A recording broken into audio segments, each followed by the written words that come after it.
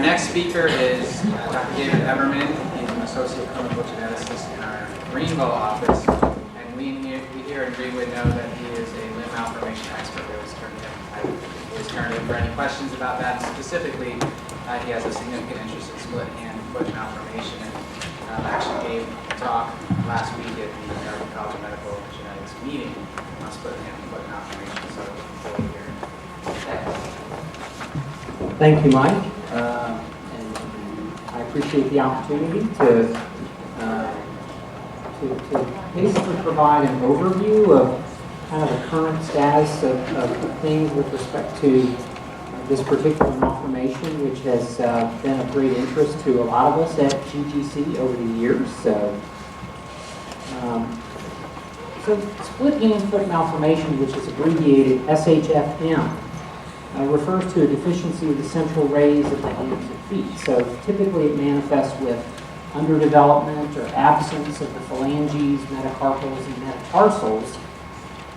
And this results in median clefts of the hands and feet, giving this split appearance. So it's very characteristic when we see it in the typical form. In some cases, there's associated syndactyly of remaining digits as well. And it's a relatively common malformation, as you can see from the numbers on the slide.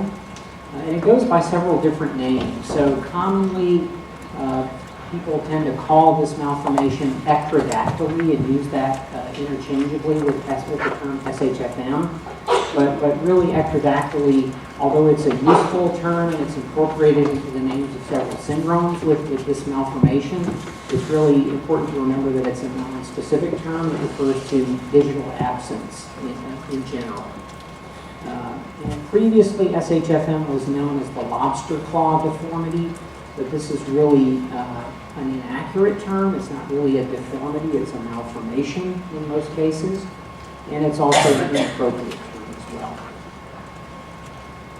So I hope to kind of convey to everybody the fact that SHFM is a very interesting condition, a very complex condition from the clinical standpoint, the genetic standpoint, and the molecular standpoint.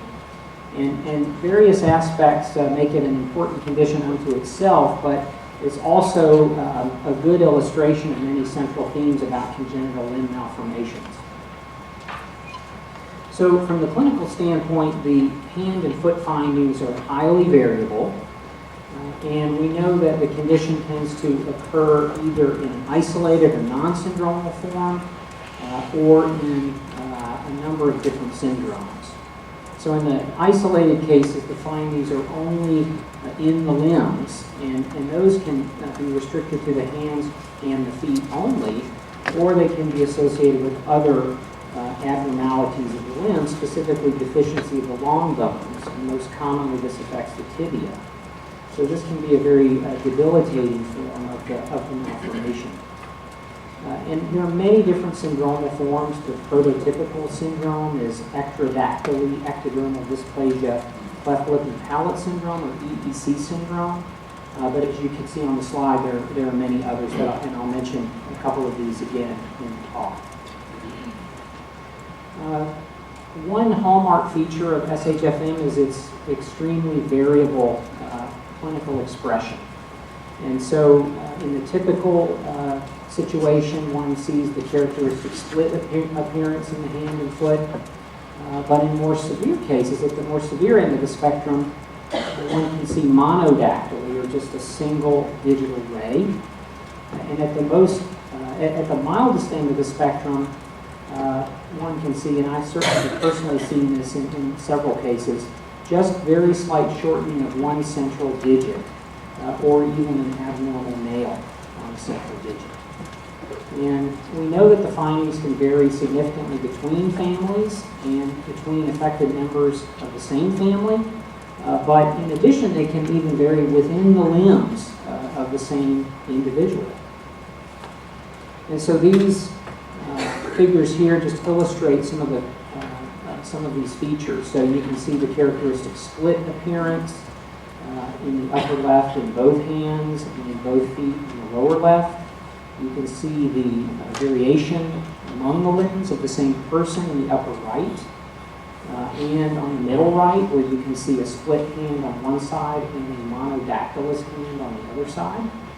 And in the bottom right, you can see the mild expression with shortening of the second toe. And this figure illustrates SHFM with long bone deficiency, which is commonly abbreviated SHFLD. And so in addition to the foot abnormalities, you can also see that there are abnormalities of the lower legs, and in this case it's due to underdevelopment of the tibias. So embryologically, SHFM is thought to result from a problem with the apical ectodermal ridge, or the AER, and this is a thickened area of ectoderm at the tip of the developing limb bud, and the limbs develop between about 4 and 8 weeks of gestation. And it's thought that in probably most cases of SHFM, this abnormal development of the central apical ectodermal ridge is caused by genetic factors, abnormalities at the chromosome level or the single gene level that regulate limb and digit development. And there are some cases of the malformation that are atypical in their appearance and may not be caused by genetic factors, but that's still not really clear, at least in my mind. From the genetic standpoint, there's also a lot of complexity. So there are sporadic and familial cases of the malformation. We see Mendelian inheritance, so large families segregating the trait. Inheritance can be autosomal dominant, can be autosomal recessive, it can be X-linked. One of the hallmark features is incomplete penetrance, as shown in the pedigree. And there are a number of other interesting phenomena that have been described in some families. So germline mosaicism can occur, somatic mosaicism can occur. And in particular with germline mosaicism, that can make one think that it's a recessive trait when in fact it's actually a dominant trait. One can see segregation distortion in some families. That's been described in the literature, and that's a phenomenon that refers to increased transmission of the trait from affected males to their sons. So in some families there seem to be some gender-related factors with respect to expression of the trait. And in some cases it's thought that perhaps the malformation results from, as we've talked about with neural tube defects as a possibility, complex inheritance with multiple loci that may interact with one another. And in fact, two loci for the SHFLD phenotype were mapped in the same family. So from the molecular standpoint, again, there's a lot of complexity. And there's several different major categories of molecular abnormalities that can cause SHFM. So those include single gene mutations, and then recurrent genomic duplications or triplications that tend to be similar to one another. They're not all exactly the same, but they tend to be similar to one another. And then the third category are other balanced or unbalanced chromosome rearrangements that tend to affect a common genomic location. And those can be the deletions or duplications, translocations, and inversions. And there's still another category of other candidate loci that act through unclear mechanisms. So overall, alterations in gene function, gene dosage, the dosage of enhancers, which are regulatory elements that are typically long distances away from the genes that they regulate, or altered interactions between enhancers and their target genes. Any of these mechanisms can cause this malformation. And that's illustrated here. So if you just imagine, say, a long-distance enhancer that's controlling downstream genes, perhaps one of those is involved in limb development. You might imagine that you could see a single gene mutation causing the phenotype. You could see a deletion that may affect a limb gene, and possibly other genes that affect other areas of the body. One could see a duplication or even a triplication. And we know that chromosome rearrangements can also occur and can disrupt the interaction between enhancers and their target genes. And so this slide really just illustrates the extreme genetic heterogeneity of SHFM, so I don't put it up to ask you to read all of the small text here, but to kind of illustrate just a few important points. So there are a number of loci that have been delineated, and so those for kind of typical SHFM are denoted with SHFM 1, 2, 3, 4, and 5. Those causing long bone deficiency are denoted as SHFLD 1, 2, and 3, and then there are other loci that don't have those designations. One point is to say that there can be both syndromal and non-syndromal SHFM associated with some of these loci. And another point is that the molecular abnormality at some of them is known, and at other loci it's not known. And so when you're seeing a patient with this particular malformation, there are different genetic testing options to consider. So high-resolution chromosome analysis is certainly still a very important test. And in this scenario, that's particularly true because that may be the only way that we can detect a balanced rearrangement, such as a translocation or an inversion. Microarray is obviously very important because it can identify unbalanced rearrangements that are known to cause SHFM. And sequencing is also important to look for variants not only in genes, but potentially, although these have not been found yet, variants in enhancers. And so just to go through a few of the categories and just illustrate some examples.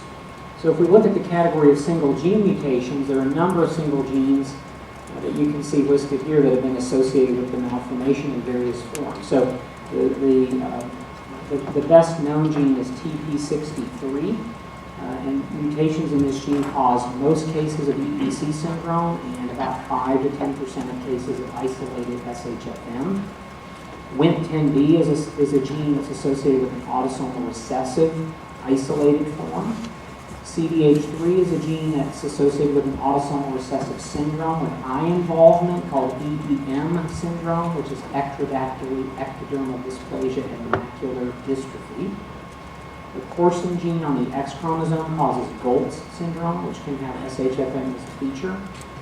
And then more recently, alterations have been identified in the FGFR1 gene in association with two different syndromic forms. One with holoprosencephaly called Hartsfield syndrome, and one with hypogonadotrophic hypogonadism. If we look at the category of recurrent genomic duplications, there's really two good examples of this. One is the SHFM3 locus on chromosome 10, and changes at that locus can cause non-syndromal and syndromal forms. And if you look at this diagram of the region, there are a number of genes in the region that have been linked to Lynn development.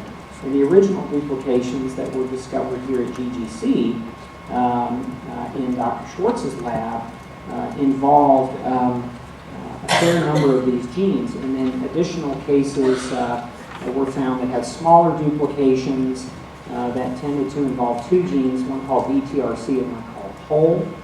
You can see a downstream gene called FBXW4 that seems to be also very important.